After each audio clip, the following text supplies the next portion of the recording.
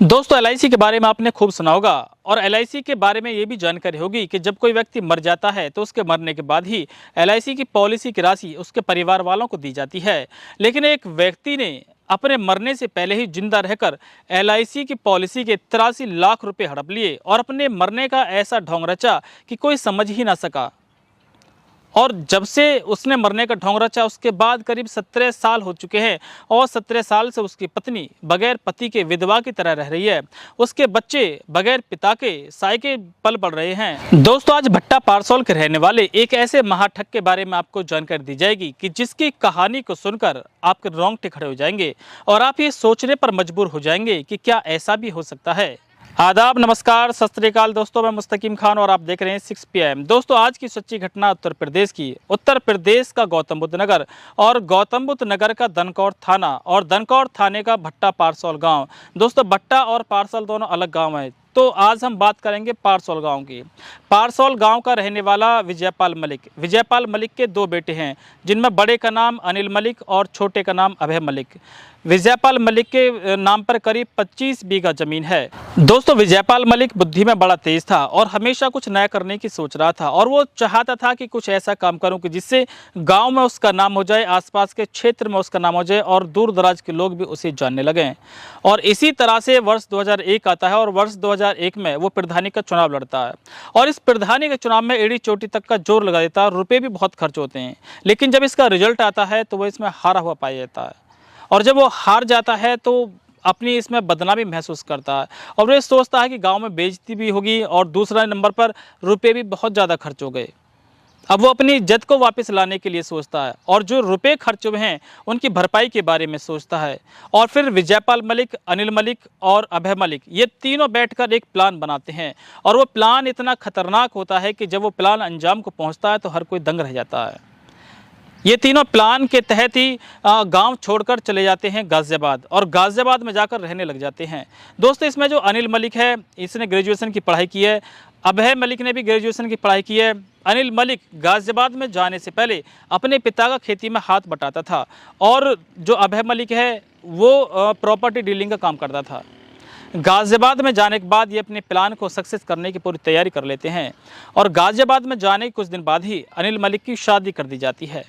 और शादी करने के बाद अनिल मलिक को एक बच्चा भी होता है।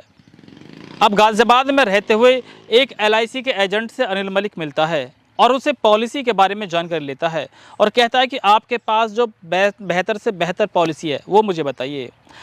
एलआईसी का एजेंट उसे बहुत सारी पॉलिसी के बारे में जानकारी देता है, लेकिन अनिल मलिक कहता है कि मुझे वो पॉलिसी बताइए कि जिसमें ज़्यादा रुपये मेरे परिवार को मिल सके मेरे मरने के बाद। अब एजेंट उसे बताता है कि एक पॉलिसी है 83 लाख रुपए की और उस 83 लाख रुपए की पॉलिसी का पूरा रुपया आपके परिवार को मिल जाएगा अगर आपका कोई हादसा हो जाता है या फिर आप किसी तरह से मर जाते हैं। अब अनिल मलिक उस 83 लाख की पॉलिसी को ले लेता है। इसी तरह से दिन बीत रहे थे कि आता है वर्ष 2006 और वर्ष 2006 जो था उनकी प्लानिंग का समय था और इसी वर्ष 2006 में प्लानिंग के तहत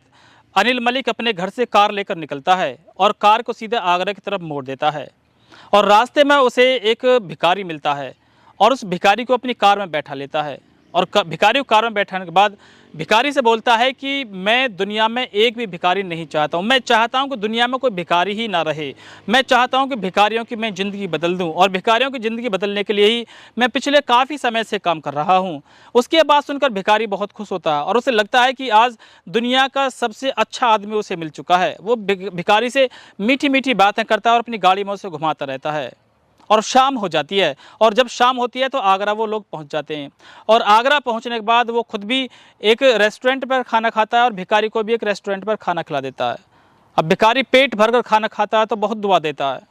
और भिखारी कहता है कि मुझे तुम्हारे जैसा आदमी आज तक इस पूरी ज़िंदगी में कभी नहीं मिला।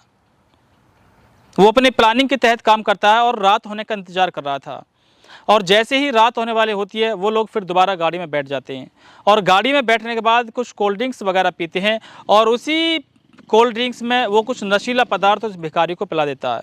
और जैसे ही भिखारी वो नशीला पदार्थ पीता है तो भिखारी बेहोश हो जाता है और जब भिखारी बेहोश हो जाता है तो अनिल मलिक उस गाड़ी को एक रास्ते पर लगा देता है और रास्ते पर लगाने के बाद उस भिखारी को उस दूसरी सीट से उठाकर ड्राइवर वाली सीट पर बैठा देता है और जैसे ही भिखारी को ड्राइवर वाली सीट पर बैठाता है तो उस कार में आग लगा देता है और कार में आग लगाने के बाद वहां से फरार हो जाता है। जब कार में आग लगती हुई राहगीर देखते हैं तो पुलिस को सूचना देते हैं और सूचना के बाद पुलिस मौके पर पहुंचती है और जब पुलिस मौके पर पहुंचती है तो आग पर काबू पाने का पूरा प्रयास करती है, लेकिन जब तक आग पर काबू पाया जाता है वो कार पूरी तरह से जल चुकी थी और जैसे ही उस कार की खिड़की को खोला जाता है तो देखते हैं कि जो ड्राइविंग सीट है उस पर एक नरकंकाल बैठा हुआ, मतलब कि जो व्यक्ति बैठा हुआ था वो पूरी तरह से जल चुका था। अब पुलिस उस कार की पहचान करती है और कार की पहचान करने के बाद इसकी सूचना विजयपाल के पास तक पहुंचती है और जब विजयपाल को ये जानकारी मिलती है कि कार में आग लग चुकी है और उसमें कोई व्यक्ति मरा हुआ पाया गया है तो विजयपाल अपने बेटे अभय मलिक और अपने परिवार के और लोगों को लेकर आगरा पहुंच जाता है और जब आगरा पहुंच जाता है और कार को देखता है तो जोर जोर से रो रो कर दहाड़े मारता है, बुरी तरह से वहां पर रोता है और इतना बुरा उनका परिवार के लोग रोते हैं कि वहां आसपास जितने भी लोग खड़े थे सभी की आंखों से आंसू चलने लगते हैं। दोस्तों, जिस दिन उस कार में आग लगाई गई थी उस दिन था 31 जुलाई 2006 और 1 अगस्त 2006 को इन्हें पोस्टमार्टम के बाद डेड बॉडी मिल जाती है जिसे लेकर वो अपने पैतृक गांव पारसौल आ जाते हैं और पारसौल में आने के बाद पूरे विधि विधान से उस डेड बॉडी का अंतिम संस्कार करते हैं। गांव में मातम पसर जाता है कि एक जवान लड़का कार में जलकर मर चुका है। गांव के लोग और आसपास के जानने वाले लोग उन्हें सांत्वना देने के लिए उनके घर पर आते हैं, उनका ढांढस बनाते हैं, उनका धीरज बनाते हैं और कहते हैं कि हर दुख और सुख में वो गांव वाले उसके साथ हैं। अनिल मलिक की मौत के कुछ दिन बाद ही उन्हें LIC के 83 लाख रुपए मिल जाते हैं और 83 लाख रुपए में से एक बड़ा हिस्सा लेकर अनिल मलिक गुजरात के अहमदाबाद पहुंच जाता है और इधर अनिल मलिक के पिता विजयपाल मलिक अपने बेटे की मौत को भुनाने के लिए पारसौल गांव में वापस आ जाते हैं और 2006 में ही चुनाव होता है प्रधानी का और प्रधानी के चुनाव में खड़े हो जाते हैं। उन्हें पूरी उम्मीद थी कि बेटे की जो मौत हुई है इस समय पूरे गांव की हमदर्दी उनके साथ है और इस चुनाव में भी वो पूरी ताकत झोंक देते हैं, लेकिन इस चुनाव में भी उन्हें हार मिलती है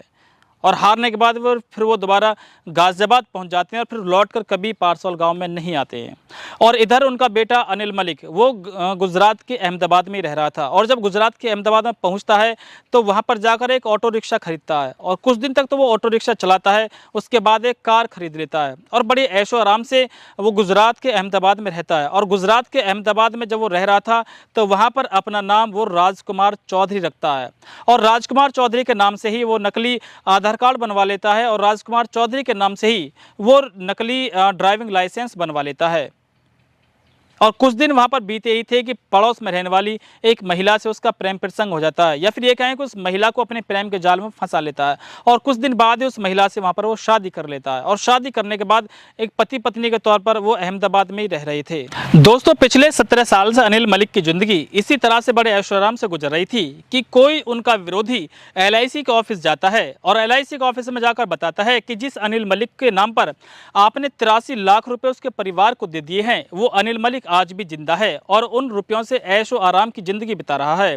और जैसे ही LIC के ऑफिस में इस बात की जानकारी होती है तो LIC के अधिकारियों में हड़कंप मच जाता है और जब LIC के अधिकारियों में हड़कंप मच जाता है तो वो इसकी शिकायत गुजरात पुलिस से करते हैं और वहां पर एक मुकदमा दर्ज करा दिया जाता है और जब इसका मुकदमा दर्ज करा दिया जाता है तो गुजरात पुलिस एक्टिव हो जाती है और इसकी लोकेशन ट्रेस करती है। राजकुमार चौधरी उर्फ अनिल मलिक जब इसको पुलिस गिरफ्तार कर लेती है तो इसके पिता विजयपाल मलिक और इसके भाई अभय मलिक को जानकारी इसकी हो जाती है और जब इनको जानकारी हो जाती है तो पूरे परिवार के साथ गाजियाबाद से फरार हो जाते हैं। दोस्तों, जिस दिन अनिल मलिक को गिरफ्तार किया गया था उस दिन 8 नवंबर 2023 था और उसकी गिरफ्तारी के बाद पुलिस ने गाजियाबाद में भी छापेमारी की और भट्टा पारसौल गाँव में भी छापेमारी की, लेकिन उनका परिवार तब से और आज तक फरार चल रहा है। और दोस्तों, जब इसकी जानकारी गांव में लगी, पारसौल गांव के लोगों को हुई, तो सभी हैरत में आ गए कि जिसको वो मरा हुआ 17 साल पहले समझ चुके थे वो आज भी जिंदा है।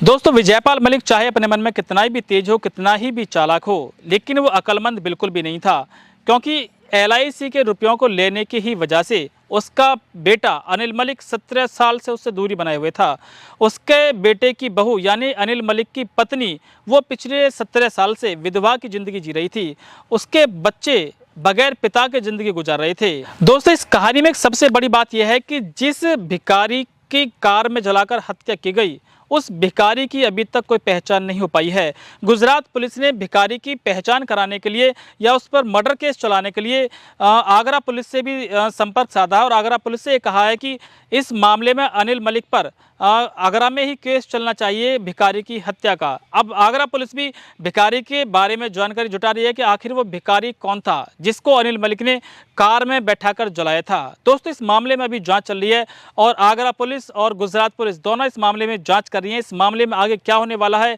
क्या विजयपाल मलिक का इस मामले में कोई हाथ नहीं है, क्या अभय मलिक का इस मामले में कोई हाथ नहीं है, क्या केवल अनिल मलिक ही इस मामले में आरोपी है, इस बात की तो अभी कोई जानकारी नहीं हो सकी है। जब इस मामले का खुलासा हो जाएगा तो मैं कोशिश करूंगा कि इसकी एक और वीडियो बनाकर आपके सामने लाई जाए और आपको इस मामले के अंत तक भी बताया जाए। तो दोस्तों, अगर आप हमसे जुड़ना चाहते हैं तो हमारे चैनल को भी सब्सक्राइब करें, इस वीडियो को लाइक करें और अपने दोस्तों में जरूर शेयर करें।